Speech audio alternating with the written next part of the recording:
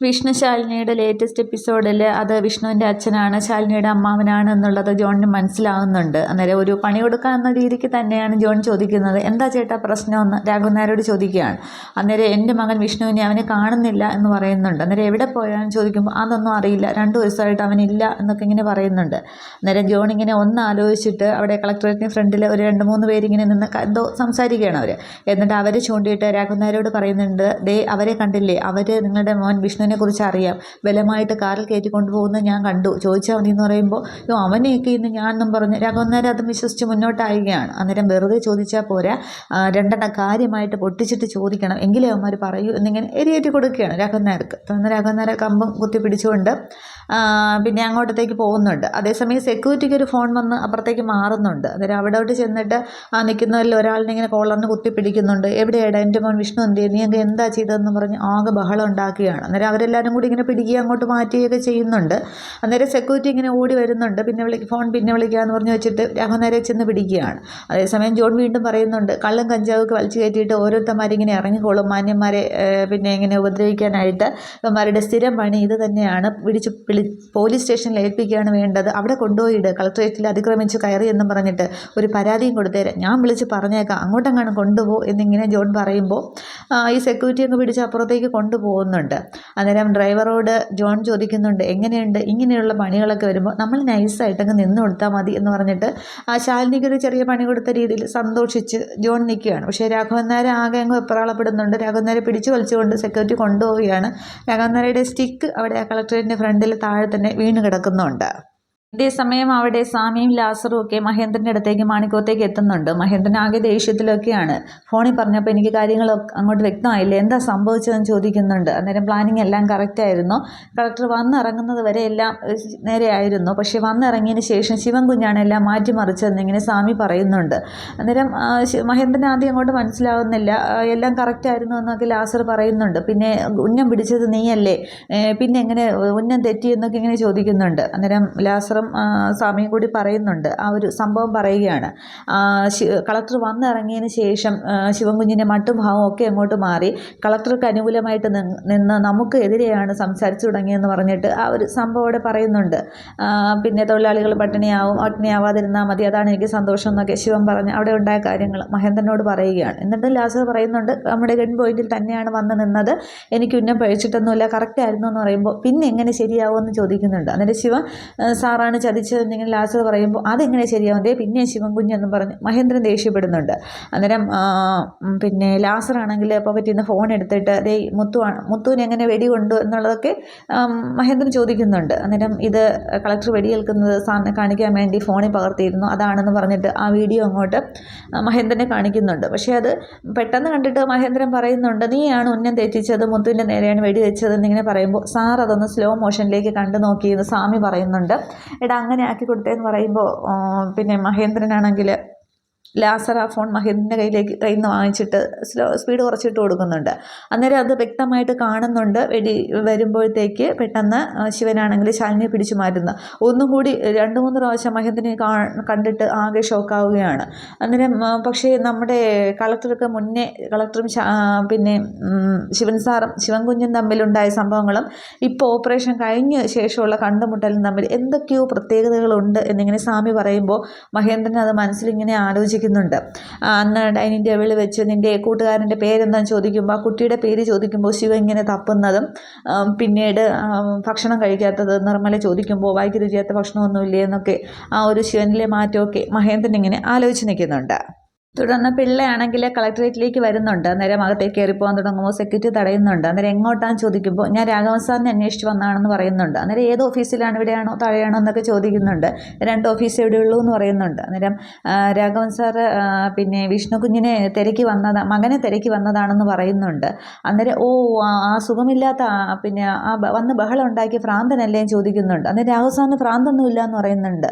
അന്നേരം ബാറിലെ സ്ഥിരം ആളാണെന്ന് ഇവിടെ തേടിയും പറഞ്ഞല്ലോ, അതുകൊണ്ട് പിടിച്ച് പോലീസ് പോലീസിൽ ഏൽപ്പിക്കുകയും ചെയ്തു. സ്ഥിരം കുഴപ്പക്കാരനാണെന്ന് ADM പറഞ്ഞു. പോലീസ് അറസ്റ്റ് ചെയ്തുകൊണ്ട് പോയി എന്ന് പറയുകയാണ്.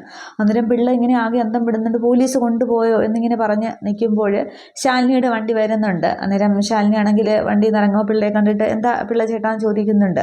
അന്നേരം ഞാൻ രാഘവൻ സാറിനെ അന്വേഷിച്ച് വന്നതാണ്. രാവിലെ വിഷ്ണു കുഞ്ഞിനെ തിരക്കി ഇങ്ങോട്ടത്തേക്കാണ് വന്നത്. ഇവിടെ വന്നപ്പോൾ ആ ജോൺ എബ്രഹാം ADM ആണെങ്കിൽ എന്തൊക്കെയോ കള്ളക്കഥകളൊക്കെ പറഞ്ഞ് ബാറിലെ സ്ഥിരം കുഴപ്പക്കാരനാണെന്നൊക്കെ പറഞ്ഞ് പോലീസിനെ കൊണ്ട് അറസ്റ്റ് ചെയ്യിപ്പിച്ചു. അയാളില്ലാത്തതൊക്കെ പറഞ്ഞൊപ്പിച്ചു എന്ന് പറയുകയാണ്.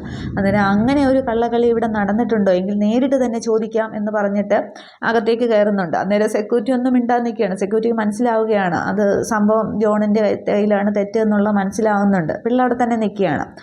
തുടർന്ന് ശാലിനിയാണെങ്കിൽ അകത്തേക്ക് ജോണിൻ്റെ ക്യാബിനിലേക്ക് ചെല്ലുമ്പോൾ ജോൺ ചാടി എഴുന്നേൽക്കുകയാണ്. മേഡം വിളിപ്പിച്ചിരുന്നെങ്കിൽ ഞാൻ അങ്ങോട്ട് വരുമായിരുന്നല്ലോ എന്ന് പറയുമ്പോൾ ഇരിക്കടോ അവിടെ എന്നും പറഞ്ഞ് ശാലിനി അങ്ങോട്ട് ദേഷ്യപ്പെടുകയാണ്. എൻ്റെ ഭർത്താവിൻ്റെ അച്ഛന് കൊടുക്കാത്ത സ്ഥാനമൊന്നും താൻ എനിക്ക് തരണ്ട, ഞാനത് ആഗ്രഹിക്കുന്നുമില്ല എന്നിങ്ങനെ പറയുകയാണ്. അന്നേരം മേഡം എന്തൊക്കെയാണ് പറയുന്നത് ചോദിക്കുമ്പോൾ താൻ കുറച്ച് മുമ്പ് ഒരാളിനെ പിന്നെ മാനസിക രോഗിയാക്കി ഒക്കെ പറഞ്ഞ് പോലീസിൽ പിടിച്ചേൽപ്പിച്ചില്ലേ, അത് ഇനിയെങ്കിലും തൻ്റെ ഈ കള്ളക്കളികളൊന്ന് നിർത്തിക്കൂടെയും ചോദിക്കുകയാണ്. അന്നേരം അത് മേഡത്തിൻ്റെ ആരെങ്കിലും ആണോ, എനിക്ക് അറിയില്ലായിരുന്നു, സത്യമായിട്ടും എനിക്കറിയില്ല മേഡം, അതിങ്ങനെ വെറുതെ ഒരു ഭ്രാന്തനെ പോലെ പെരുമാറി എന്നൊക്കെ പറയുമ്പോൾ ഇനി തനിക്ക് ഏറ്റവും നല്ല പണിയെന്ന് പറയുന്നത് അഭിനയം തന്നെയാണ്. നല്ല ഓസ്കാറിനുള്ള പല ഇതും തൻ്റെ മുഖത്ത് മിന്നി മറയുന്നുണ്ട്. ഞാൻ മുന്നേ പറഞ്ഞിട്ടുള്ളത് തന്നെയാണ്. പിന്നെ ഈ കഥകളൊക്കെ തിരഞ്ഞെടുക്കുമ്പോൾ പുരാണങ്ങളിൽ ഏതെങ്കിലും കഥകൾ തിരഞ്ഞെടുക്കണം. അതിൽ തനിക്ക് പറ്റിയൊരു വേഷമുണ്ട്, നാരദൻ എന്നിങ്ങനെ ശാലിനി ആ കലിപ്പിലാണ് സംസാരിക്കുന്നത്. പിന്നെ തൻ്റെ മുഖത്ത് ഈ മീശ കൂടി ഇല്ലായിരുന്നെങ്കിൽ താൻ ഒന്നാന്തരം കുലസ്ത്രീ ആയേനെ എന്നിങ്ങനെ പറയുന്നുണ്ട്.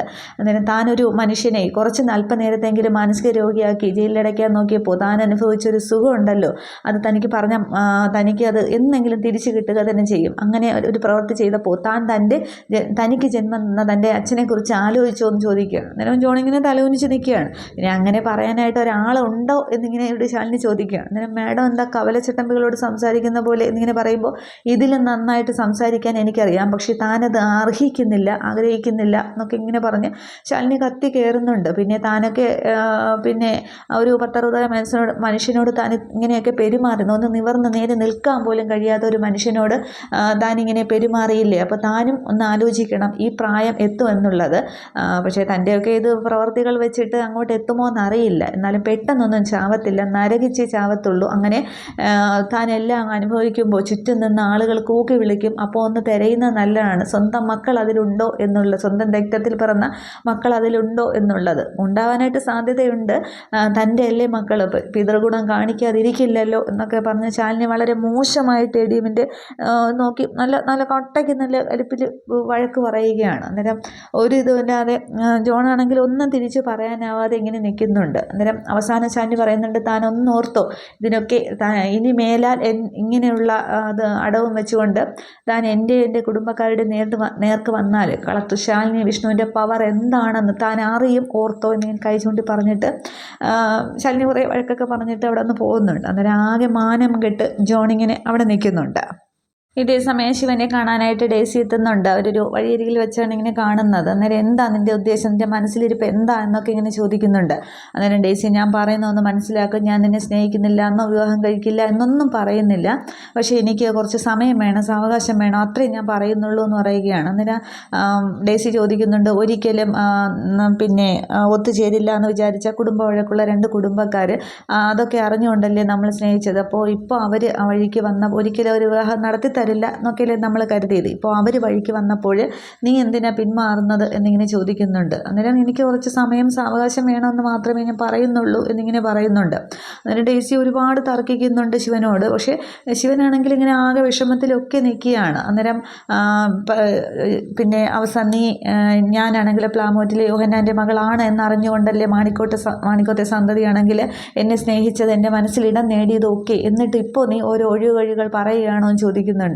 അന്നേരം അന്നത്തെ ആ ഒരു സംഭവം നിനക്ക് ഓർമ്മയില്ലേ, അന്ന് രാത്രി അവരെന്നെ റോഡിലിട്ട് തല്ലി കൂട്ടിയതും പിന്നെ എത്ര ദിവസം ഹോസ്പിറ്റലിൽ കിടന്നു ഞാൻ, അപ്പോൾ അതൊന്നും എനിക്ക് അത്ര പെട്ടെന്ന് മറക്കാനായിട്ട് സാധിക്കില്ല. പെട്ടെന്ന് അവരോട് ഇപ്പോൾ നിൻ്റെ വീട്ടുകാർ വെറുതെ സ്നേഹം നടിച്ച് വന്നിരിക്കുകയാണ്, അവരോട് ദ്രോഹ്യം കൂടാൻ എനിക്ക് പറ്റില്ല എന്നിങ്ങനെ പറയുമ്പോൾ ഡേസി ആകെ ചൂടാവുന്നുണ്ട്. അപ്പോൾ നീ റൂട്ട് മാറ്റി വിടുകയാണല്ലേ, ഞാൻ ഇവിടത്തെ ആണ് എന്നറിഞ്ഞുകൊണ്ടല്ലേ നീ പിന്നെ എന്നെ സ്നേഹിച്ചതും വിവാഹം കഴിക്കണമെന്ന് ആഗ്രഹിച്ചതും ഒക്കെ. ഇതിൽ പച്ച മലയാളത്തിൽ പറഞ്ഞ ഒഴിഞ്ഞുമാറ്റം എന്ന് പറയും, തേപ്പ് എന്ന് തന്നെയാണ് പറയുന്നത്. എൻ്റെ മനസ്സറിയുന്ന ശിവൻ എന്നിൽ നിന്ന് പോയി, എൻ്റെ ചട്ടമ്പി എങ്ങോട്ട് പോയി, എന്തായാലും ഇനി ഞാൻ ജീവിച്ചിരിക്കുന്നതിൽ ഒരർത്ഥവുമില്ല, നീ എന്നെ ചതിച്ചതാണ്, സാമദ്രോഹി, പിന്നെ മുടിഞ്ഞു പോകത്തേ ഉള്ളൂ എന്നൊക്കെ ഇങ്ങനെ ഡേസി അങ്ങ് പരാകുകയും വഴക്കുറയൊക്കെ ചെയ്യുന്നുണ്ട്. അന്നേരം ശിവൻ പറയുന്നുണ്ട്, ഡേസി കാര്യങ്ങൾ പറഞ്ഞ് മനസ്സിലാകാതെ നിന്നോട് ഞാൻ എന്ത് പറഞ്ഞാണ് മനസ്സിലാക്കുക, പിന്നെ എൻ്റെ സങ്കടങ്ങൾ നിന്നോടല്ലാതെ നീയല്ലേ മനസ്സിലാക്കേണ്ടത്, ഞാൻ വേറെ ആരോടാണ് പറയുക എന്നൊക്കെ ഇങ്ങനെ ചോദിക്കുന്നുണ്ട്.